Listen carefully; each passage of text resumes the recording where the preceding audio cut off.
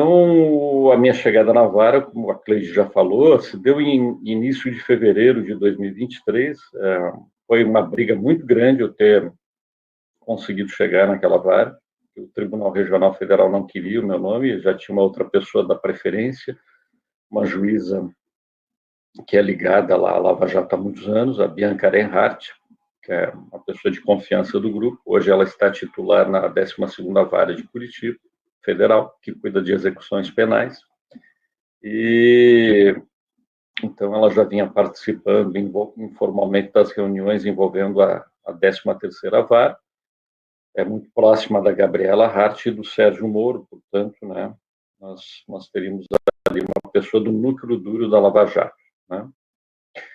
E aí, quando eu apresentei minha candidatura por antiguidade, evidentemente que, né, os pilares dessa estrutura começaram a tremer, porque eles imaginaram, poxa, mas, né, alguém de fora do núcleo duro está entrando na vara, né, vai ter oportunidade de olhar de perto os processos, principalmente os sigilosos, vai ter a oportunidade de conversar com os servidores que trabalharam na época do Sérgio Moro, e isso pode resultar em graves problemas, como de fato aconteceu, né?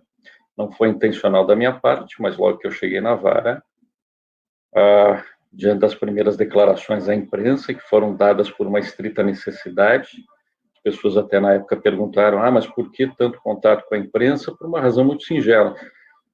Tribunal Regional, né, na figura do seu corregedor, praticamente na primeira semana do meu trabalho, né, o corregedor Cândido pediu uma reunião, definiu, me convocou para uma reunião num domingo à noite na sede da Justiça Federal em Curitiba, para fins de exercício de uma pressão velada e até ostensiva, não tão velada na realidade, né, mas com ares de camaradagem e bastante pressão, né, dizendo que eu estava pisando em terreno minado, que estava me apaixonando pelas causas e que isso era um pouco delicado.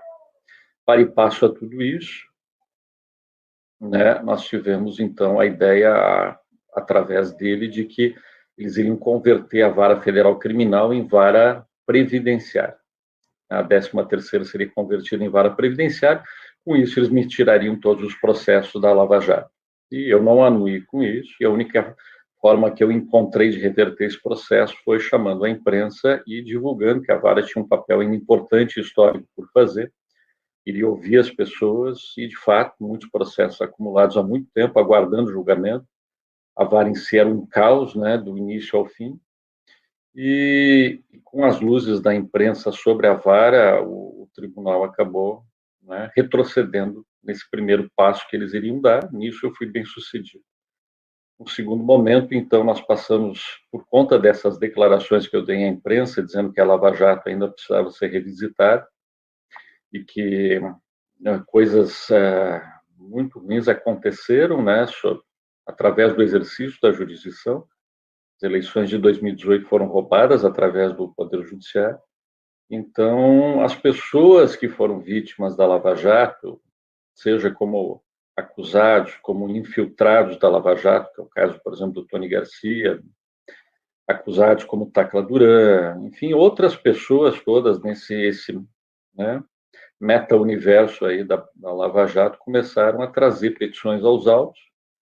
Os advogados começaram a trazer também diálogos que o ministro Toffoli começou a liberar, esses diálogos ao juiz do Distrito Federal, ao juiz federal do Distrito Federal, onde estavam situados alguns dos processos da Lava Jato, depois das decisões do Supremo decidindo sobre a competência da vara, e esses diálogos começaram a aportar nos processos, em cada um dos processos. Em vários processos, o caso do Raul Schmitt Júnior é tem vários outros processos importantes, que ali se demonstrava muito claramente que havia uma combinação de resultado entre os juízes e os procuradores, né? Então, com base nisso, eu comecei a decidir que determinadas decisões proferidas pelo Sérgio Moro e pela Gabriela Hart eram decisões totalmente ilegais, porque eles estavam privados da imparcialidade necessária para o exercício da jurisdição. Os resultados eram combinados, os resultados dos julgamentos eram previamente combinados, então não havia imparcialidade, pelo contrário, né? E com isso comecei a declarar a nulidade dessas decisões com base nos diálogos já periciados da Vaza Jato, que comprovavam que durante aí um período muito significativo, pelo menos 7 ou 8 anos houve, né, uma sinergia entre Receita Federal, juízes, procuradores, delegados de confiança da Lava Jato, né, e eventualmente alguns advogados até. Então, esse conjunto, né, conduziria, em algum momento, à nulidade dos processos, em alguma instância. Se não fosse comigo, provavelmente em Brasília, junto ao TRF da quarta região, dificilmente se iria declarar nulidade desses atos. E aí que se criou, não por decisão minha, mas por conta de uma reclamação constitucional. A reclamação constitucional é um instrumento jurídico que o Supremo Tribunal tem para fazer uma análise dos casos de descumprimento das suas próprias decisões. Ele serve para assegurar as prerrogativas do Supremo Tribunal. E aí, dentro dessas reclamações, as minhas decisões, por exemplo, começavam a ser, então, analisadas diretamente por Brasília no Supremo Tribunal, ao invés de passarem pelo Tribunal Regional Federal da Quarta Região. Com isso, houve uma mudança muito significativa do curso da história da 13ª Vara, que antes as decisões, como regra geral, quase que totalmente eram confirmadas, né, pelo TRF, pela 8ª turma do TRF da Quarta Região, e aí agora elas passavam, então, a ser contrárias aos interesses desse grupo da Lava Jato e passavam a ser analisadas diretamente pelo Supremo Tribunal. Então, isso criou um cenário totalmente diferente, um cenário muito promissor para uma revisão completa, profunda, republicana e imparcial de todos os crimes cometidos pelo grupo, esse núcleo da Lava Jato. Foram muitos crimes, nem todos foram solucionados. Existem inquéritos tramitando que estão apurando esses crimes graves. O caso do Tony Garcia, um caso gravíssimo, sem nenhum precedente no direito brasileiro, nenhum precedente. Nós não temos nenhum precedente de uma pessoa, de um comum, de uma pessoa da população civil, digamos assim, sendo infiltrada no espectro político e empresarial por quase 10 anos, gravando as pessoas e tudo, com promessas de recompensa. Então, isso realmente é assustador. É algo assim que muito provavelmente só nos estados totalitários e ainda assim com algumas ressalvas, né? Então isso certamente foi o auge, provavelmente em Curitiba, junto com a prisão do presidente Lula, foi a prisão política, foi o auge da desconstrução do Estado de Direito, né? Então a República de Curitiba, né, representou no imaginário popular, graças à Globo e outras empresas de grande porte, um resgate da moralidade, mas foi exatamente o inverso, né? Foi uma premiação da impunidade. Basta ver o caso dos 78 executivos da Odebrecht, que eram os corruptores e que saíram totalmente imunes, né? No acordo de leniência, a empresa Odebrecht pagou esses valores exigidos pelo Ministério Federal, pela Lava Jato, pagou os bilhões que eles estavam exigindo para engordar as contas da 13ª Vara Federal, e todos saíram totalmente impunes. Então, a impunidade somada à ganância. Ganância por quê? Porque esse dinheiro todo que aportou na vara acabou indo para os Estados Unidos, via Petrobras. Diretores da Petrobras foram pressionados pelo Deltan Dallagnol a anuírem com essa prática, anuírem com uma transferência que receberiam valores da 13ª e logo na sequência iriam repassar esses valores bilionários ao Departamento de Justiça dos Estados Unidos. Os valores deveriam ter ido para a União, não foram, né? Bastaria um comando no teclado do Sérgio Moro, dando essa destinação legal, mas infelizmente esses valores não foram para a União, muito pelo contrário, a União sequer sabia das tratativas e depois dos acordos de leniência firmados com as empresas, porque eles foram selados com sigilo pelo Sérgio Moro em 2015 e 2016, o primeiro acordo de leniência 2015 com a Camargo Corrêa. Esse acordo previa, inclusive, que 750 milhões de reais, em valores da época, 2015, seriam destinados às mãos do Ministério Público Federal de Curitiba, né? Então, não havia sequer essa engenharia, essa engrenagem de lavagem de dinheiro, aquilo que no relatório o CNJ chamou de cashback, sistema de cashback de Deltan Dallagnol e seus companheiros. Então, a situação como um todo é exatamente essa, é o oposto daquilo que se pregava, né? Nós tínhamos o pessoal pregando moral de cuecas, literalmente, nenhuma referência a esse episódio que agora o Nassif andou divulgando, da tal da famosa festa da cueca, mas o fato é o seguinte, nós somamos, então, a ganância, que foi o norte maior desse núcleo duro da Lava Jato.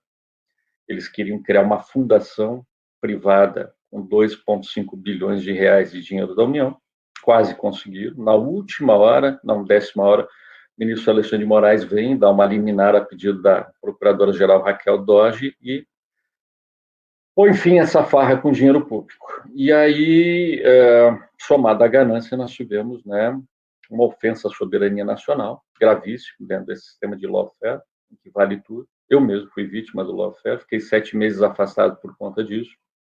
Logo que esbarrei nessas contas bilionárias e retirei os sigilos dos acordos de leniência, praticamente uma semana depois eu fui abruptamente, violentamente afastado das minhas funções judicantes pelo TRF da 4ª Região. Conseguimos reverter o caso em Brasília depois de muita luta, muita luta mesmo, incansável luta, especialmente do meu querido amigo e companheiro do direito constitucional, Pedro Serrano, né? Além de outras 2 bancas de advogados, uma em Brasília, Mauro Menezes atuando no CNJ, outra em Porto Alegre, atuando no TRF, o Alexandre Wunderlich, que é um amigo antigo de faculdade. Então, foram 3 bancas de advocacia de altíssima qualidade atuando ao mesmo tempo, em paralelo, e para e passo a isso, 7 meses de trabalho incansável para poder voltar à jurisdição. Ao final, não consegui retornar à 13ª vara, né? A opção que o Tribunal Regional Federal me deu foi mudar para uma outra vara, uma vara civil, onde eu estou atualmente, e eu não tive alternativa na medida que meu salário havia sido cortado pela metade quando eu fui afastado, e por razões financeiras eu tive que aceitar o acordo que eles me ofereceram. Então esse é o resumo da ópera em linhas gerais. Então nós temos ganância, somada à ofensa à soberania nacional e uma devoção irrestrita aos Estados Unidos, desses agentes públicos que, segundo o relatório do CNJ, foram cooptados por agências de inteligência norte-americanas, e também, com tudo isso, além disso, uma ambição política desmedida, né, que acabou culminando com as eleições de Sérgio Moro, senador, Rosângela Moro, deputada federal, Deltan Dallagnol, deputado federal, pelo Paraná, que se tornou o epicentro do fascismo nesse momento da nossa história, que os historiadores vão resgatar no futuro, vão atribuir as responsabilidades, imagino eu, né? Imagino que a história, os historiadores ainda têm um papel a desempenhar, e o programa de hoje também serve a isso, como um registro. O livro que o Salvio, né, lapidou, né, construiu essa narrativa deliciosa, agradável de ser lido, que ele criou, serve também como um registro histórico. O nosso foco é esse, não é, ao contrário deles, não é ganhar dinheiro, não fazemos tudo por dinheiro, pelo contrário. Direitos que me cabem vão para a Associação das Vítimas do Incêndio da Boate Kiss, em Santa Maria. Não é demagogia, não é nada, simplesmente, né, é dar uma destinação social a partir dos escritos, né, que estão sendo produzidos pela editora Cotter e que já estão disponíveis no Kindle da Amazon, e que em breve, né, Salve, nós teremos a edição impressa há mais 10 dias, né, já estão em pré-venda no site da Cotter Editora. Então, Cleide, Sandra, Isolato e Salvio, esse é o resumo muito sintetizado, né, desse período de grandes pressões que eu vivi. Eu, em 30 anos dentro do fórum, eu nunca sofri tanta pressão quanto nesse período. E as pressões vieram de todos os lados, vieram de delegados da Lava Jato, Ministério Público Federal do Paraná, vieram da 8ª turma do TRF da 4ª Região, teve 2 membros afastados pelo ministro Salomão, o desembargador Thompson Flores e o desembargador Loraci Flores, esse último irmão do delegado Luciano Flores, que era o braço direito do Sérgio Moro. E nós tivemos Gabriela Hart e Danilo Pereira, que é o atual titular lá da 13ª Vara, que me sucedeu, né, afastados também por decisão do ministro Salomão, Luiz Felipe Salomão, que foi o grande herói dessa história. E, para e passo a isso, o ministro, durante um ano, produziu uma investigação, graças ao auxílio também do delegado da Polícia Federal, Dr. Égio Silva, e esse relatório, que já foi divulgado pela imprensa, aponta indícios fortíssimos aí de tentativa de peculado, que em última análise é roubo do dinheiro público, já que eles pegaram o dinheiro público para criar essa fundação privada em Curitiba, e também corrupção. É isso que está no relatório, né? Então, eu acredito, a minha percepção, pela minha experiência, é que no futuro, em algum momento, esse pessoal vai ser denunciado, porque eles não estão acima da lei, né? Então, eles não estão sendo perseguidos, na minha opinião, mas também não vão obter aquilo que eles desejam, que é estar acima da lei. O Sérgio Moro, inclusive, recorreu contra a decisão do ministro Lewandowski, pretendendo que o inquérito, né, contra ele fosse mantido no TRF da 4ª Região, em Porto Alegre, sob relatoria do Marcelo Malucelli, que é pai do sócio dele, né? O Marcelo Malucelli era o relator dos processos da Lava Jato, até o ponto em que eu identifiquei essa relação de sociedade e também de parentesco entre os dois, na medida em que o filho do desembargador Malucelli é namorado ou em união estável com a filha de Sérgio e Rosângela Moro já há 5 anos. E, além disso, né, o filho do Marcelo Malucelli era sócio, né, do escritório de advocacia em Curitiba. Então, isso, obviamente, que o impedia de jurisdicionar os processos da Lava Jato, especialmente no processo do Tacla Duran, no qual, segundo o site do TRF, ele, Malucelli, decretou a prisão do Malucelli, do Tacla Duran, quando o Tacla Duran estava embarcando em Madrid, né, numa quinta-feira, eu iria ouvi-lo na sexta-feira. Então, assim, ele, depois o Malucelli, quando ouvido no CNJ, disse que não sabia, né, dessa relação de sociedade, não sabia que o próprio filho era sócio do Sérgio Moro, que era o maior interessado no caso do Tacla Duran. Então, graças à investigação que eu fiz, ele ficou sabendo. Que bom se ele não sabia, né, depois que eu apontei os fatos e reportei a Brasília, ele ficou sabendo que o próprio filho era sócio do maior interessado no processo que ele estava jurisdicionando, o caso do Tacla Duran. Então, acho que prestei um favor ao Malucelli.